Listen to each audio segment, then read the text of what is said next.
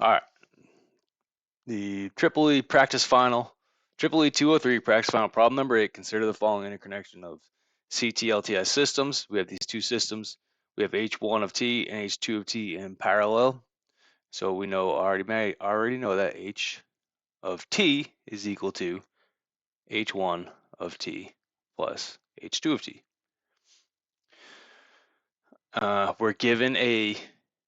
We're given a unit step response Y of T. So that also tells us that Y of T is equal to H of T convolved with X of T, where X of T is equal to U of T, a unit step. And we are given an H1 of T. All right, and we're asked to find the impulse response H2 of T and then the overall impulse response H of T. Well, we already have H of T right here, so we really just need to find H2 of T. And we can go about that. So we've established a couple things here, here, and here, right? Well, then this means that we have some convolution in the time domain, and that means we know that in the frequency domain, we're going to have big H of S times X of S, and we can solve this for H of S,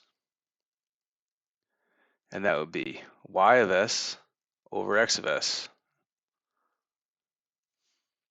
And we can take it one step further. Let's take this and put this right here. The Laplace transform of H is going to be equal to the Laplace transform of H1 of T plus the Laplace transform of H2 of T. So we know that we have then H1 of S plus H2 of S is equal to H of S. You should understand how we can go right from this to this very easily by now. Laplace transforms is a linear operation, so that means if the Laplace transform of all of this is going to be equal to the Laplace transform of this plus the Laplace transform of this. So I'm not going to spend more time explaining that. So then we can actually, using this relationship and this relationship, then we already know that H, and what are we looking for? We're looking for impulse response H2 of T, which is the inverse transform of H2 of S. So we can write H2 of S is equal to, and that is Y of S over X of S minus H1 of S. And we can get X of S and H1 of S, we can get Y of S and X of S and H1 of S. So we have Y of T is equal to, I'm going to factor out the 1/2, and we have e to the 2t u of t minus e to the negative 2t u of t.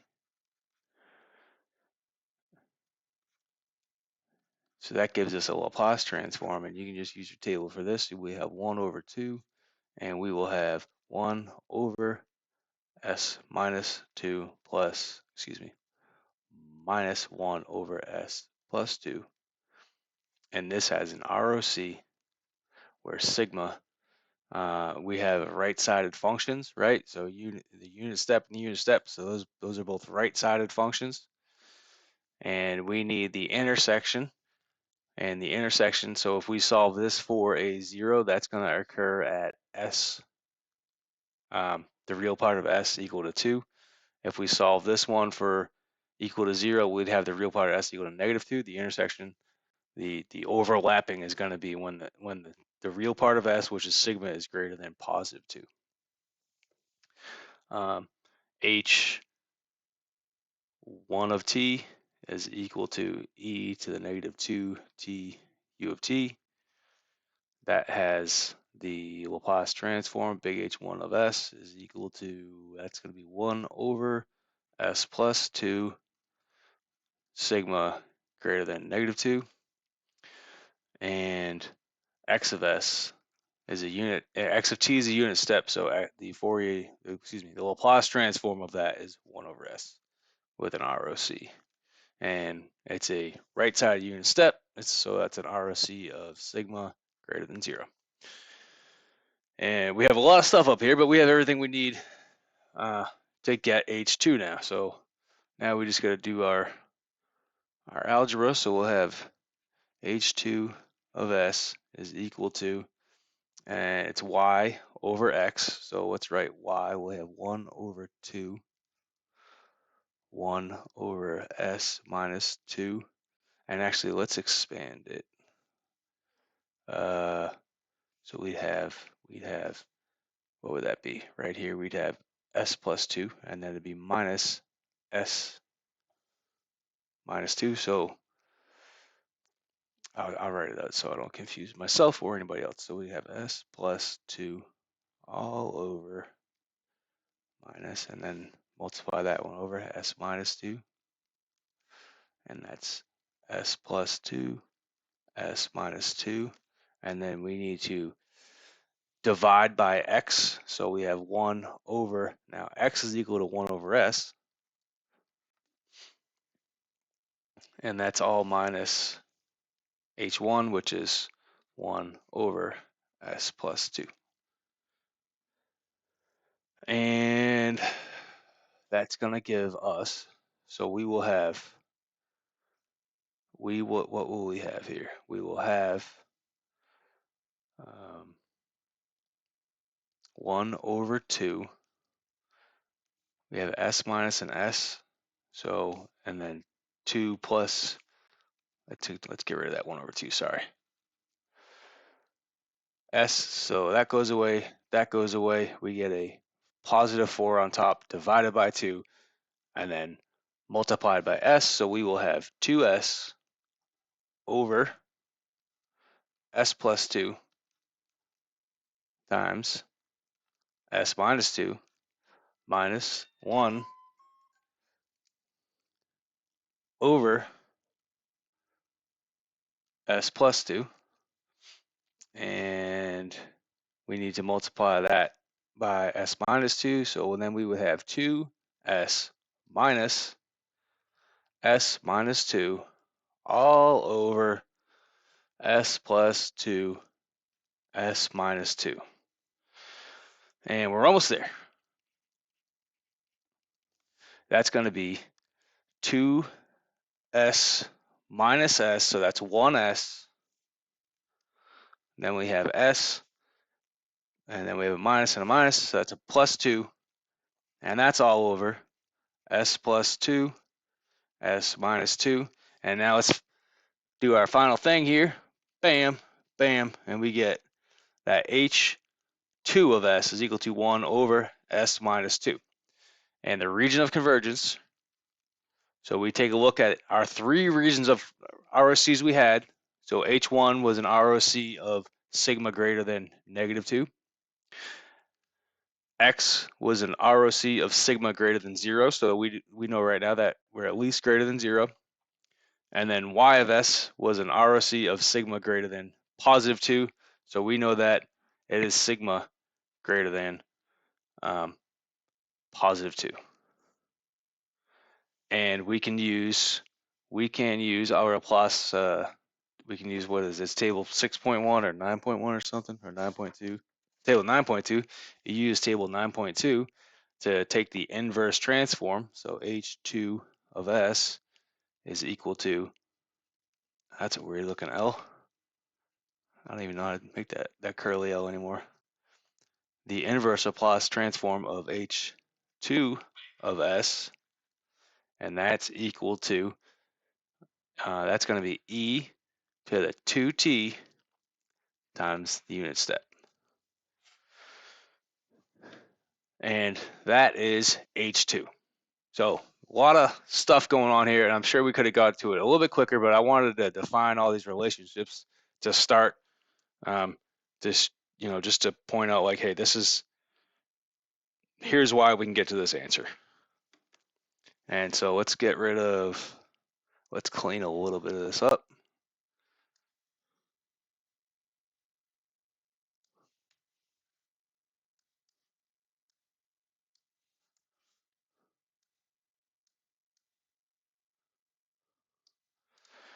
All right.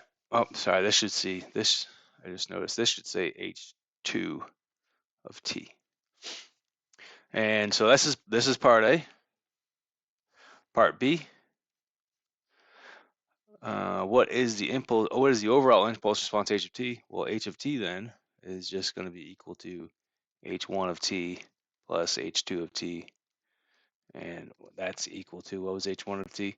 We have e to the negative 2t u of T, and that is plus e to the 2t u of T.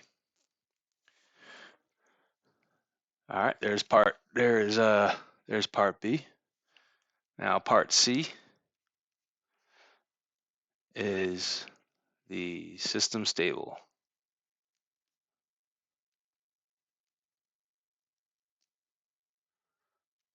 and is it causal?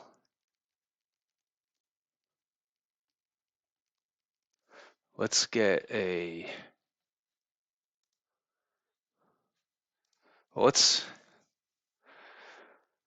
let's get the Laplace transform of H real quick.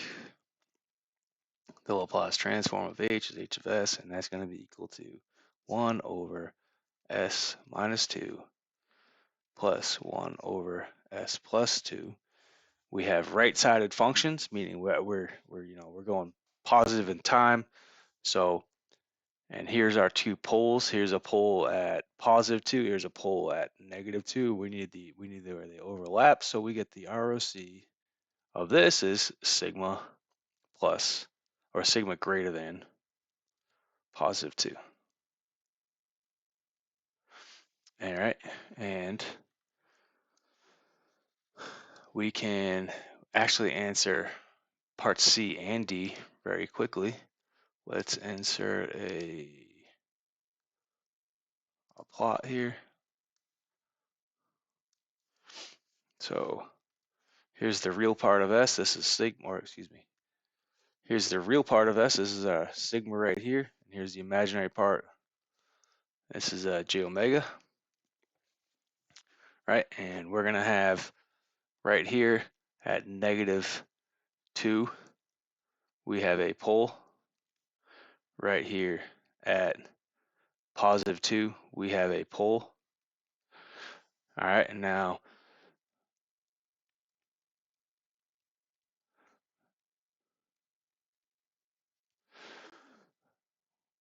we have our region of convergence, which is saying that, well, our region of convergence is over here, right? So it's a right-sided function. So when we're a right-sided function, then yep, we're causal. Is our system stable? Well, what do we need to have for stability? Well, we need to have our region of convergence include the j omega axis. We don't have the j omega axis in our region of convergence. So it is causal, but not stable. And I mean, we can tell that right from looking at H2 of H of T. Because if we take a look right here, let's just look at H2 of T as T goes to infinity. Well, we have e to the 2t and times the unit step, so it's on. So what happens after t's 1,000? Well, we have an extremely large number that's going out to infinity. So we could just tell by looking at it that it was not stable. And you could show it like this, or you could write what I just did, which is the limit of this, or you could take the is it absolutely integrable? So you'd integrate it from negative infinity to positive infinity, and you know that it's not going to be stable. And how else could we prove causality? Well, let's take, so we have h of t is equal to h1, or excuse me, is equal to e to the negative 2t u of t, right? Plus e to 2t u of t. Well, these unit steps don't turn on until 0. So that means that h of t is equal to 0 for t less than 0. So there's proven. There's another way to say that it is causal.